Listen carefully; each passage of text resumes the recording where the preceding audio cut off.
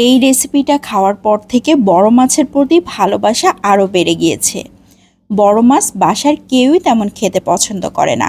এই জন্য ভাবলাম আজকে এই বড় কাতলা মাছটা দিয়ে বিকালের নাস্তায় সুন্দর করে একটা বারবিকিউ তৈরি করে দিব। এই বারবিকিউটা এত মজার হয়েছিল, বাসার সবাই একদম মুগ্ধ হয়ে গিয়েছে।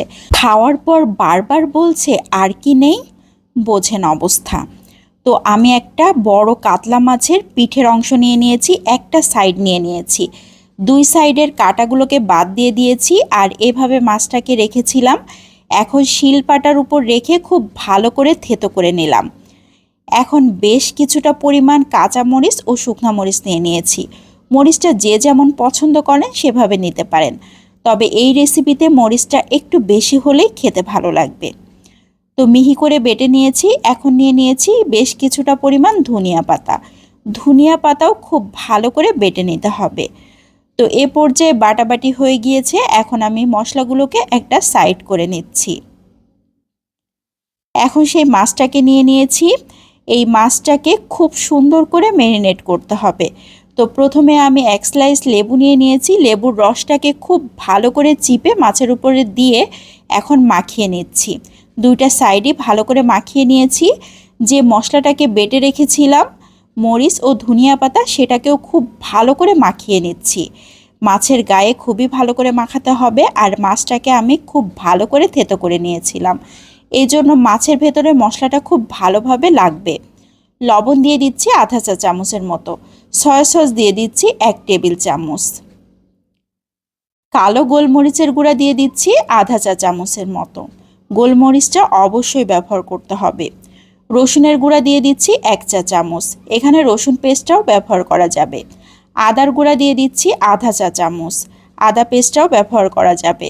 ভাজা জিরার গুঁড়া দিয়ে দিয়েছি আধা চা চামচ, ধনিয়ার গুঁড়া দিয়ে দিয়েছি আধা চা চামচ, চিলি সস দিয়ে দিচ্ছি 1.5 টেবিল চামচের মতো,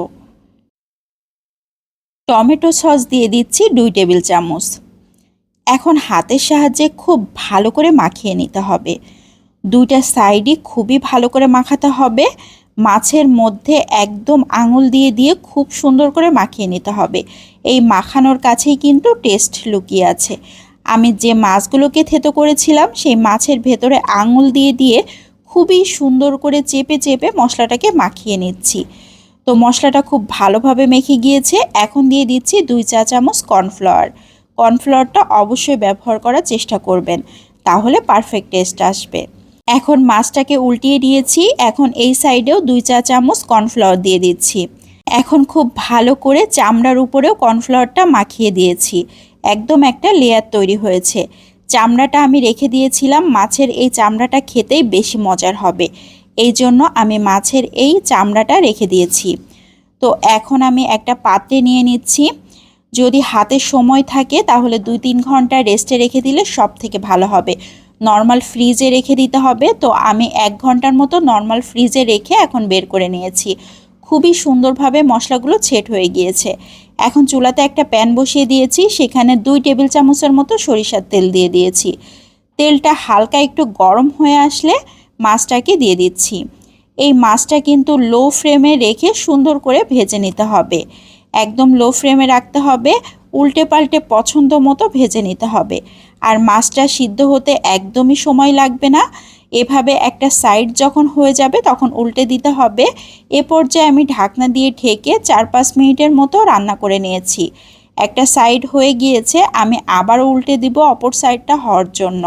মাছটা অনেক সুন্দরভাবে ভেতর থেকে কুক হওয়ার জন্য এভাবে ঢেকে ঢেকে রান্না করলে সব থেকে ভালো হবে। তো আমি আবারও 4-5 মিনিটের মতো এভাবে ঢাকনা দিয়ে ঢেকে রান্না করে নিয়েছি। মাঝে আমি আরও একবার উল্টিয়ে নিয়েছি। আমি একটু পোড়া পোড়া করে নিয়েছি যাতে খেতে আরও বেশি মজার হয়। ভেতর থেকে মাছটা কিন্তু একদম খুলে খুলে আসছে। এ পর্যায়ে কাতলা মাছের বারবিকিউ একদম রেডি হয়ে গিয়েছে। আমি কেটে শেয়ার করছি ভেতরটা কতটা সুন্দর হয়েছে। খেতে মাশাল্লাহ অনেক মজার। এখানে কাতলা মাছের বদলে ভেটকি মাছ, রুই মাছও ব্যবহার করা যাবে, তাহলে পারফেক্ট টেস্ট আসবে। তো আজকের এই রেসিপিটা কেমন লাগলো সবাই লাইক ও কমেন্টের মাধ্যমে অবশ্যই জানাবেন। বিদায় নিয়ে নিচ্ছি। আসসালামু আলাইকুম।